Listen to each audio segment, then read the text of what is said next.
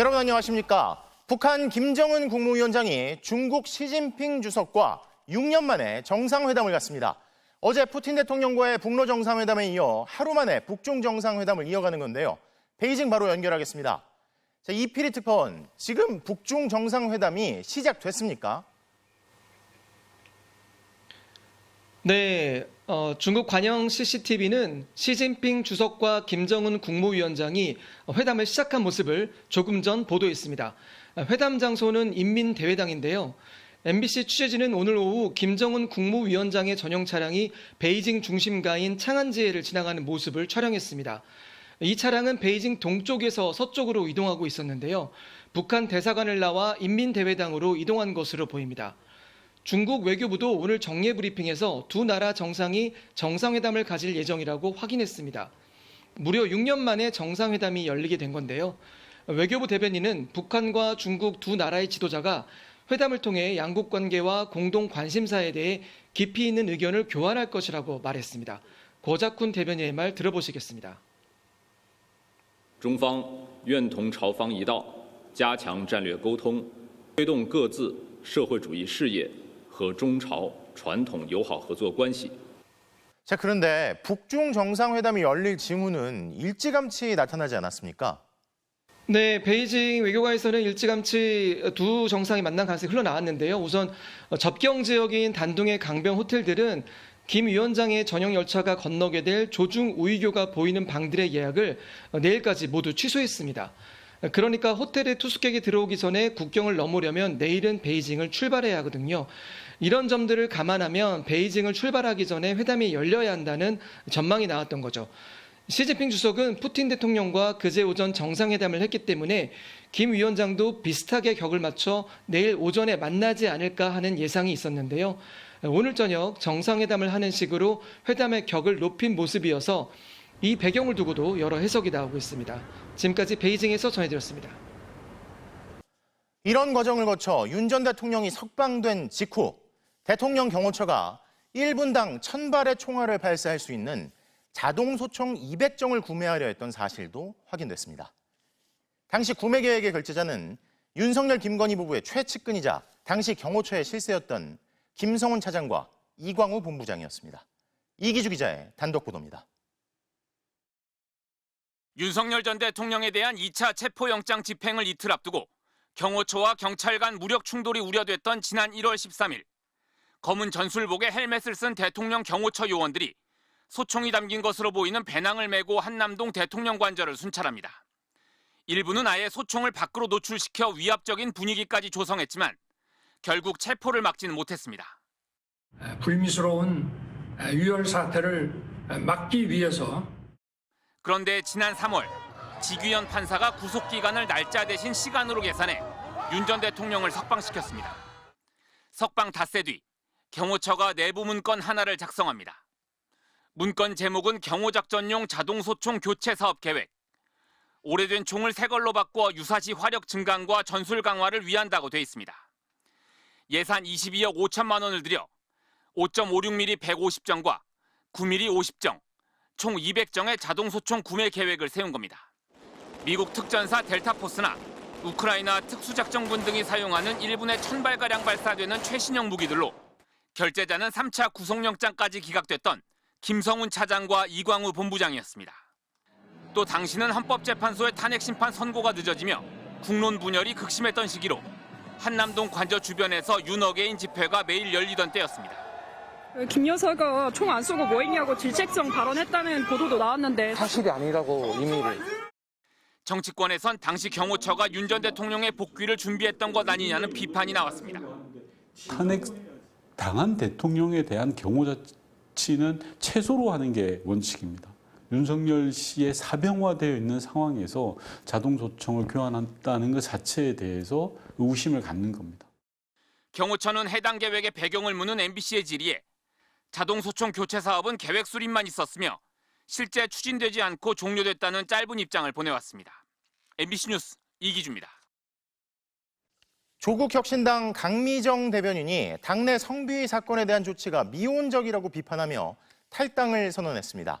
자, 그런데 불똥이 민주당으로 튀었습니다. 이와 관련해 최강욱 교육연수원장의 부적절한 발언이 있었다는 게 알려지면서 민주당이 긴급 진상조사에 나섰습니다.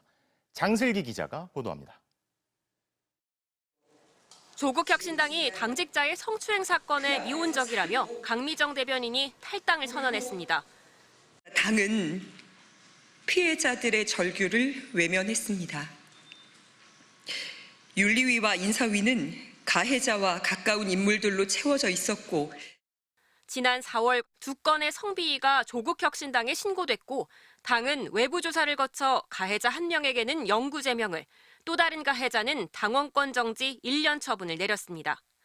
강 대변인은 그 과정에서 피해자들에게 비난과 외면이 있었으며 조국혁신정책연구원장 역시 아무런 입장 표명이 없었다고 주장했습니다. 8월 15일 전과 후에 당도 입장의 변화가 없었고 조국 전 대표께도 여타 다른 입장은 듣지 못했습니다. 이 침묵도 제가 해석해야 될 메시지라고 생각을 합니다. 강 대변인의 탈당 선언에 대해 조 연구원장은 말을 아꼈습니다. 다음 기회가 있을 것입니다. 오늘 사찰에서 말고요. 다음 기회를 갖겠습니다. 그런데 민주당 최강욱 교육연수원장이 지난달 조국혁신당의 성비위 사건을 놓고 부적절한 발언을 한 사실이 뒤늦게 알려졌습니다.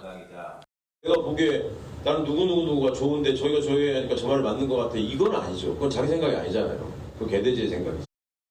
피해자인 강미정 대변인은 최 원장의 발언에 충격을 받았다고 밝혔습니다. 어제 저녁에 받고 많이 놀랐습니다. 제 개인이 어떤 조치가 필요하다라고 말씀드리기는 참 조심스럽습니다. 최강욱 원장의 2차 가해 논란이 확산되자 민주당 정청래 대표는 윤리감찰단에 긴급 진상조사를 지시했습니다. 최 원장은 자신의 SNS 글을 통해 사과의 뜻을 밝히면서 큰 틀에서 당의 단합이 필요하다는 의미였다고 해명했습니다.